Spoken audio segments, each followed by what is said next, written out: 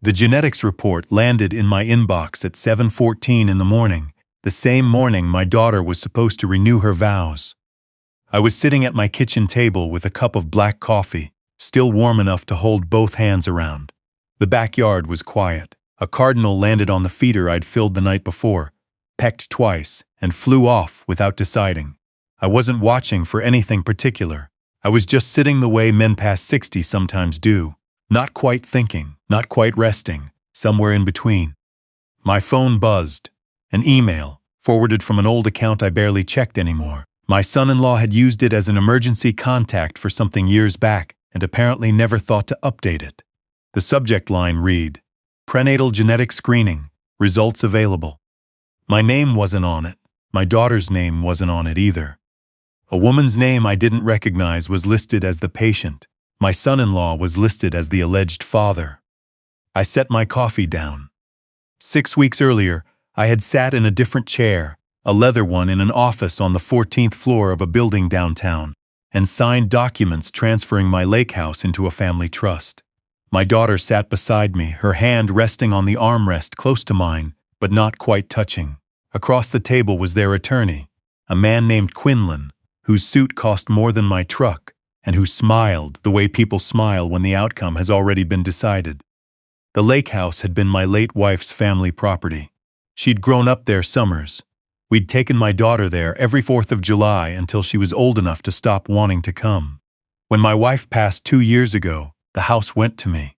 It was the last thing I had that still smelled like her somehow, even after all the airing out. My son-in-law's family had wanted it for years, not to live in, to develop. The land sat on a stretch of shoreline that property developers had been circling for a decade. The offer was $1.8 million, market value, plus a little more. Quinlan explained it as estate planning, as protecting assets, as making sure everything was structured cleanly before I got any older. He said the phrase "any older" with a small smile that I chose to ignore. My daughter said, "Dad, it's the right move. You don't have to maintain it anymore. You deserve to rest." I had been a firefighter for 31 years. I didn't particularly want to rest. But my wife was gone, and the house reminded me of her in ways that hurt more than they comforted. And my daughter was looking at me with something in her eyes that might have been love, or might have been pressure dressed up as love. I had never been entirely sure how to tell the difference. I signed. Quinlan capped his pen with a small, satisfied click. The money reached my account that evening. I sat on my back porch and watched the neighbor's dog bark at nothing for a while. I wasn't broken. I wasn't angry. I was just quiet in the way rooms go quiet after the furniture's been moved out. 3 days later, I was unpacking a box of my wife's things I'd finally brought in from the garage when my phone rang. Unknown number. I almost didn't answer. "Is this the property owner?" A man's voice, careful, like he was reading from something. "Former owner," I said. A pause. I shouldn't be saying this, but there are documents filed with the trust that include a confidentiality clause covering any disputes related to paternity, inheritance, or prior family obligations. I sat down on the floor right there among my wife's things. "Who are you?" I asked. "Someone who processed the paperwork," he said. "That clause wasn't there in the first draft. It was added the same day the genetic screening was scheduled." He hung up before I could ask anything else. I held the phone in my hand for a long time. The box of my wife's things sat open in front of me. A ceramic pitcher she'd had since before we met.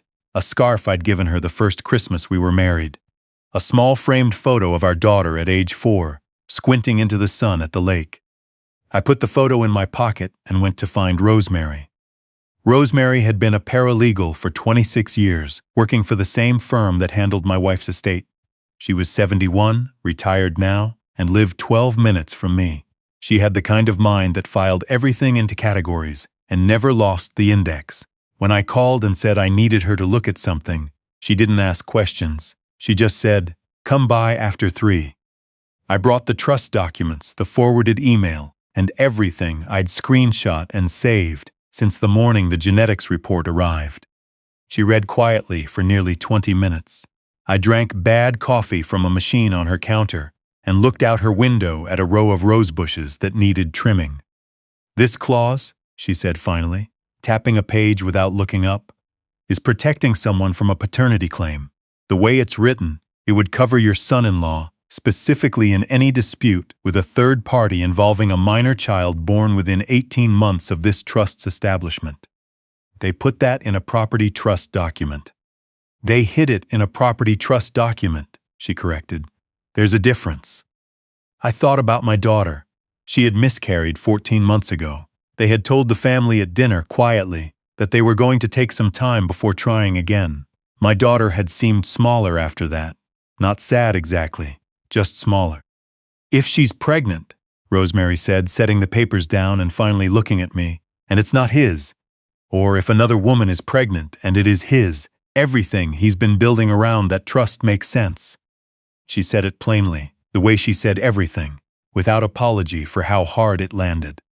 He used my property, I said, to insulate himself. She nodded once, and Quinlan helped him do it. I drove home and sat in my driveway without going inside for a while. The street was quiet.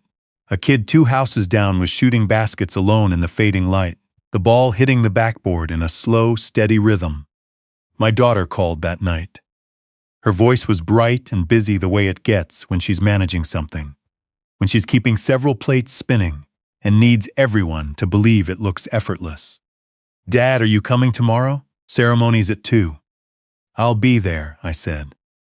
Are you okay? You sound. I'm fine, I said. I'll see you tomorrow. She paused the way she used to pause when she was young and suspected I was keeping something from her. Then she let it go.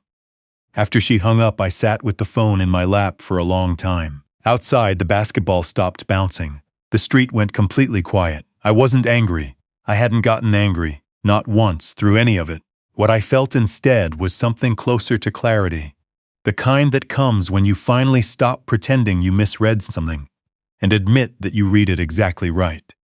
At 11 o'clock that night, my phone buzzed again, a text from the unknown number. Tomorrow morning, 7 a.m. coffee shop on Birch Street, across from the post office. I have something you need to hear. I didn't sleep much. I was up before 5, dressed before 6. By 6:50, I was in a booth near the back of a small place that smelled like cinnamon and old wood, my hands around a cup I wasn't drinking.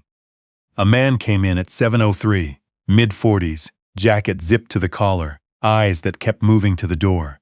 He sat across from me without introducing himself and placed his phone face down on the table between us. I work at the lab, he said quietly. Clerical. I process intake, I route correspondence, he swallowed. Someone called the office personally, not through normal intake channels. A direct call to the director, said the results needed to be available before the weekend. Said the family couldn't proceed with certain legal arrangements without knowing. Which family? I said. He looked at me. Your son-in-law's. I waited. The call was logged, he said, and I kept a copy of the log because the whole thing felt wrong. We're not supposed to expedite results for legal reasons. There are protocols. He slid the phone toward me. The person who called was Quinlan. I recognized his name from the intake form, where he'd listed himself as the family's legal representative. He called the genetics lab directly, I said. He told the director the results needed to confirm paternity before a trust document could be finalized. Said there were assets at stake. He paused. The director agreed. They ran it fast. And then they mailed the results to an address that turned out to be yours. Because my son-in-law had me listed as an emergency contact. He nodded. It was a mistake, nobody caught it. I caught it after when I was cross-referencing the correspondence log. He pressed his lips together. I almost didn't come, I have a job, a family. Then, why did you? He was quiet for a moment. Because you look like somebody's dad, he said. And whoever's getting those results doesn't. He stood, dropped a 10 on the table, and walked out without looking back. I sat there for a while. Around me, the coffee shop filled slowly with morning people, couples reading, a woman grading papers with a red pen, a man in work boots staring at his phone. All of it ordinary, all of it unaware.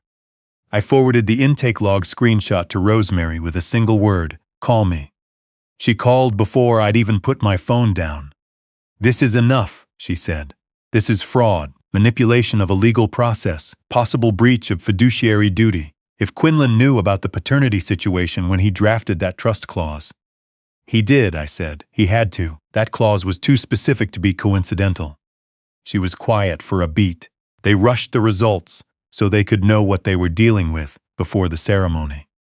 Before everything became more public. Before my daughter found out, I said. Neither of us said anything for a moment. Don't go to the ceremony, Rosemary said finally. I wasn't planning to, I said. Not the way they want me to. The venue was a garden at a hotel on the edge of town. White chairs arranged in rows, gardenias on the aisle ends, a pergola draped in something cream and gauzy. By the time I arrived, guests were seated and the ceremony was 15 minutes from starting. I didn't go to the garden. I went to the room. My son-in-law answered the knock, looking polished and slightly pale. His father stood behind him in a gray suit, and in the corner on a chair that looked too small for someone trying to look comfortable was Quinlan. I closed the door behind me. Dad, my son-in-law said, his voice was careful. You should be. I got the genetics report, I said. The room went still in the specific way rooms do when everyone stops pretending they don't know what you're talking about. My son-in-law's father looked at Quinlan. Quinlan looked at me. There may have been a routing error, Quinlan said. We're aware. You called the lab directly, I said. You asked them to rush results before today. You used my family's legal proceeding, the transfer of wife's property, to build a protective layer around a paternity situation you already knew existed. Quinlan adjusted his cufflinks, a small gesture, but the hands weren't quite steady. You're making assumptions, my son-in-law's father said. I have the call log, I said.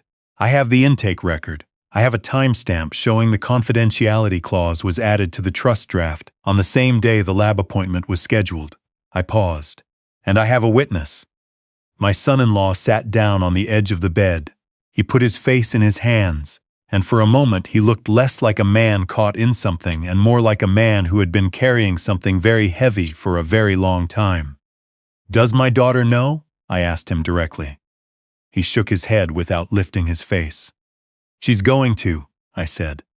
Quinlan stepped forward. Mister, he stopped, recalibrated. Let's be reasonable here. You received payment for a legitimate property transfer. The trust is legal. If you're suggesting...